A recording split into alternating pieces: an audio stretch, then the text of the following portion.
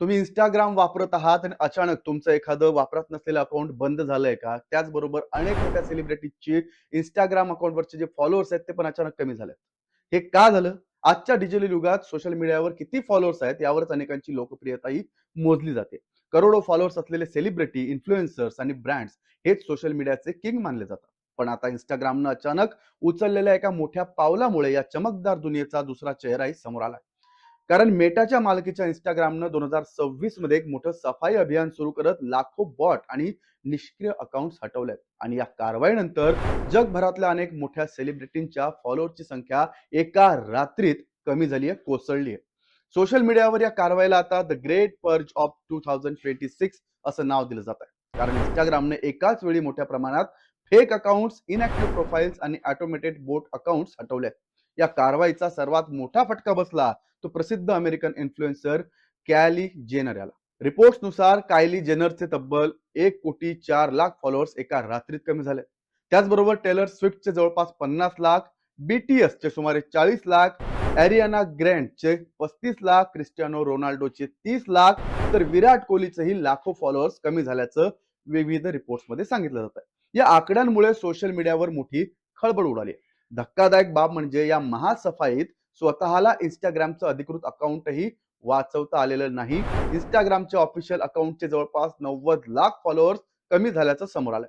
त्यामुळे सोशल मीडियावर लोकांनी मजेशीर प्रतिक्रिया देत या पर्ज मध्ये कुणीही सेफ नव्हतं अशा पोस्ट करत त्या व्हायरल झाल्या. पण नेमकं Instagramने हे पाऊल का उचललं? मेटाच्या म्हणण्यानुसार प्लॅटफॉर्मवर वाढत चाललेली फेक एंगेजमेंट ही मोठी समस्या बनत होती. अनेक बोट अकाउंट्सच्या माध्यमातून कृत्रिमरित्या लाईक्स, कमेंट्स आणि फॉलोअर्स आणि रीच वाढवले जात होते. त्यामुळे कोण खरंच लोकप्रिय आहे आणि कोणाची लोकप्रियता फक्त बॉट्समुळे वाढली आहे हे ओळखणं अवघड बनलं होतं. याच पार्श्वभूमीवर मेटानं फेक आणि इनॅक्टिव्ह अकाउंट्स हटवण्याची मोहीम सुरू केली. मेटाच्या प्रवक्त्यानं या कारवाईबाबत सांगितलंय की कंपनीची रुटीन प्रक्रिया आहे. निष्क्रिय आणि संशयास्पद अकाउंट्स हटवले जात आहेत आणि याचा परिणाम वास्तविक आणि ऍक्टिव्ह युजर्सवर झालेला नाहीये. मेटानं असंही स्पष्ट केलंय की जर व्हेरिफिकेशन नंतर सस्पेंड झालेलं अकाउंट पुन्हा रिस्टोर करण्यात आलं तर त्या अकाउंटला फॉलोअर अकाउंटमध्ये पुन्हा समाविष्ट केलं जाईल.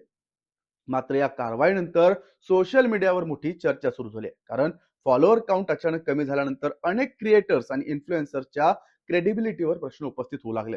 सोशल मीडियावर अनेक युजर्स आपले फॉलोअर्स काउंट कमी झाल्याचं स्क्रीनशॉट शेअर करतात.